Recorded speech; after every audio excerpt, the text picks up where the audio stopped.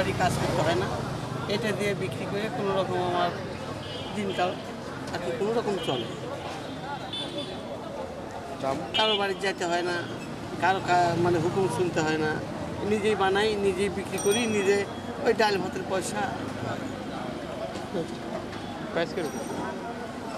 মনে করেন যে একটা 30 টাকা বেশি, জোড়া 50 টাকা বেশি, কারো কাছে 20 টাকাও বেশি। এত রাতে কাস্টমার আছে? আছে, ছিল, বেচলাম কম বেশি টুকটাক বেচলাম, এখন বর্তমানে নাই। বিক্রি কখন হ্যাঁ, বিক্রি ভালো হয় কখন? বিক্রি ভালো হয় যে 7-8টার দিকে বা বিকাল 3-4টার দিকে। আচ্ছা, আপনি এই ব্যবসা কত দিন যাবত, কত বছর এই যাবত? ব্যবসা মেলা দিন থেকে, প্রায় 15 বছর। 15 বছর। এই 20 টাকা 30 টাকা করে বিক্রি করে কি না, আপনার? এর আগে আরো কম ছিল, এর আগে 10 টাকা বেচছি, 5 টাকা বেচছি, 60 টাকা বেচছি। এগুলো বিক্রি করে সংসার চলে? তবে কোনো রকম চলে আর কি। পরিবারে কে কে আছে? পরিবারে আছে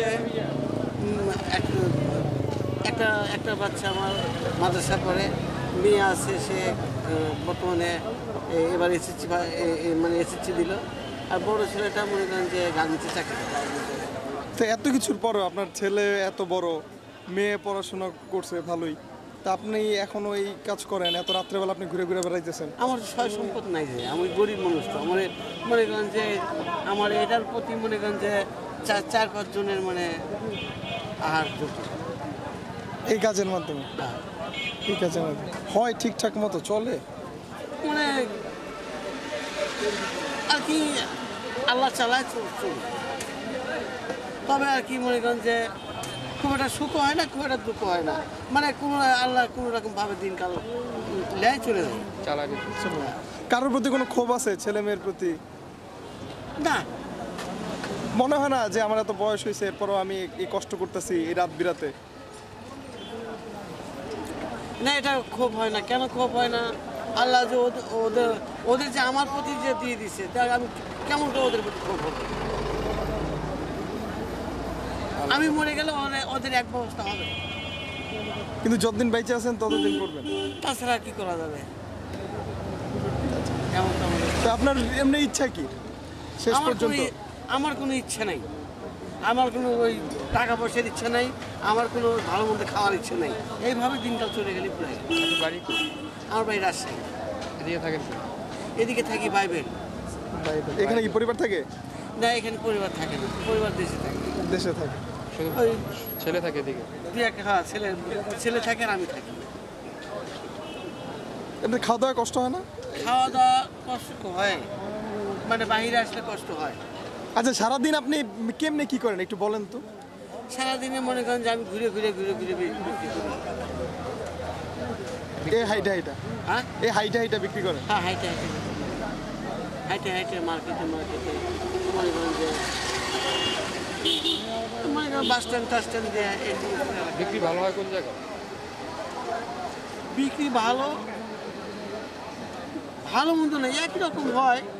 মনে করেন যে ওই সবচেয়ে মনে করেন যে মেলা টেলা হলে বা অনুষ্ঠান হলে বা মানে এই সভা শান্তি সব জল সমস্যা হলে এলে বেচাকেনা ভালো। আচ্ছা, ঠিক আছে।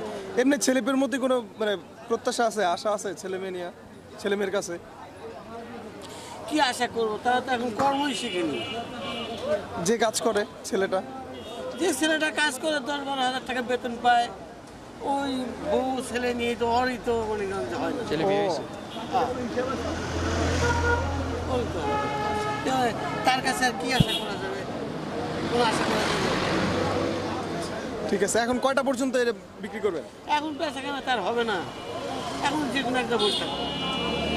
পরে সকাল হলে হয়তো ঘুরে ঘুরে বাজার আছে, মনে করেন যে এই নবগঞ্জ বাজার আছে, এরকম বাজার টাজার দেখে বাজারে গেলে পরে বাজারে গেলে কিছু বিক্রি হবে। আচ্ছা, বাসায় থাকেন না? ঘুমান না? কালকে বেচাকেনা করে তারপর বাসায় যাবো। ও আচ্ছা, একবারে বেচা কিনা করে তারপর তো ঘুমান কখন? ঘুমাই, বাসায় গেলে ঘুমাই, কালকে যা ঘুমাবো তারপর দিন আবার বের হই, মনে করেন যে সকাল বের হই, আচ্ছা।